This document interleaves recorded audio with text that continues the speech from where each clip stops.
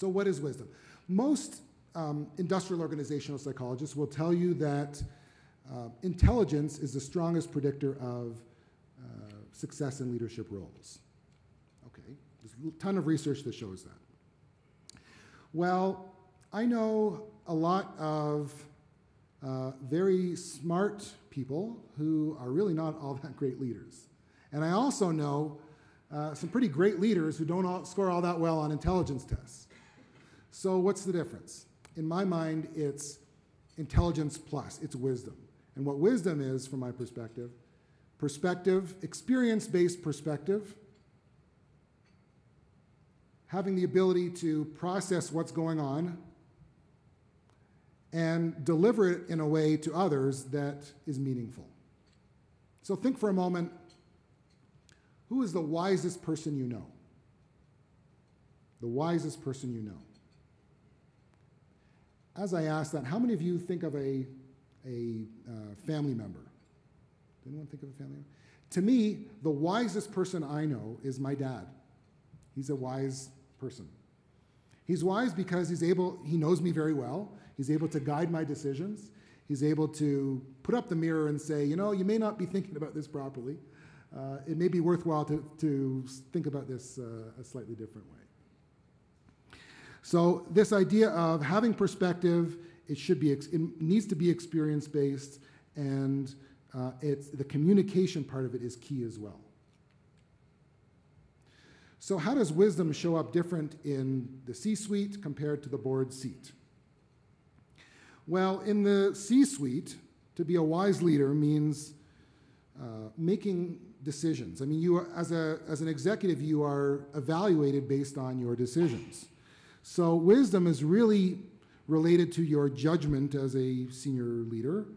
Wisdom involves seizing opportunities and taking risks, providing feedback and guidance to other people, giving advice and being a mentor, and driving strategy. Well, in the board seat, wisdom looks different. It's not about driving decisions. In fact, it's one of the things that most CEOs or executives who transition into the board seat find most challenging. They can't get into the decisions.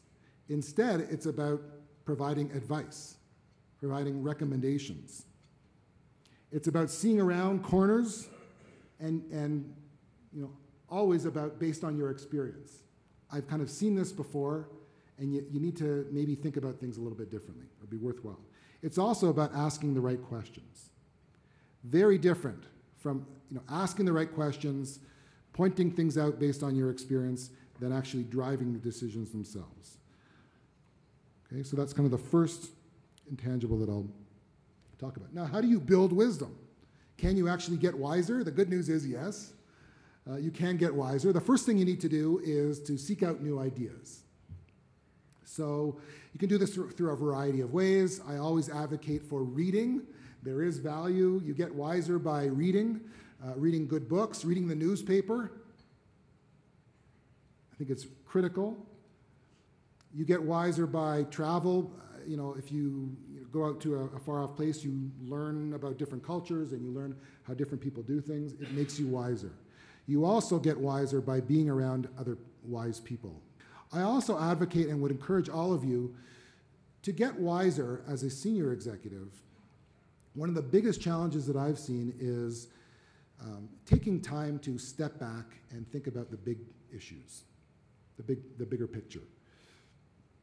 And what I would recommend is once a week, on a Friday maybe, or on a flight or on your way over to work, to set aside time and think about those big picture issues.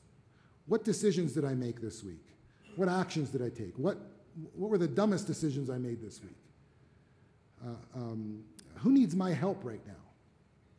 Those are the kinds of things that it becomes very difficult to actually do that because we're all so busy. So by being disciplined about it, stepping back and thinking about those bigger issues, you will get wiser as a leader. The same, of course, goes for all of these things as a board member. You will build your muscles around wisdom by focusing on these things.